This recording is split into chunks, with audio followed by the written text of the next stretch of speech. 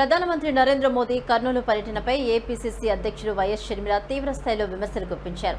ప్రధాని పర్యటన ఒక తుస్సుమన్న దీపావళి టపాసు లాంటిదని ఆమె ఎద్దేవా చేశారు. ఏపీకి వచ్చి బీహార్ ఎన్నికల కోసం కాషాయ వేషం కట్టారని, శ్రీశైలం మల్లన్న సాక్షిగా నీచ రాజకీయాలకు తెరలేపారని ఎక్స్ వేదికగా ఆరోపించారు. రాష్ట్ర ప్రజలను మరోసారి గరానా మోసం చేశారంటూ మండిపడ్డారు. శ్రీశైల క్షేత్ర అభివృద్ధి విషయంలో ప్రధాని మోదీకి చిత్తశుద్ధి లేదని షర్మిల విమర్శించారు. మల్లన్న ఆలయ అభివృద్ధికి ఒక్క రూపాయి అయినా ఇచ్చారా అంటూ ప్రశ్నించారు. 1657 కోట్లతో పెండింగ్లో ఉన్న మాస్టర్ ప్లాన్ మీకు కనిపించలేదా అంటూ ఆమె ప్రశ్నల వర్షం కురిపించారు.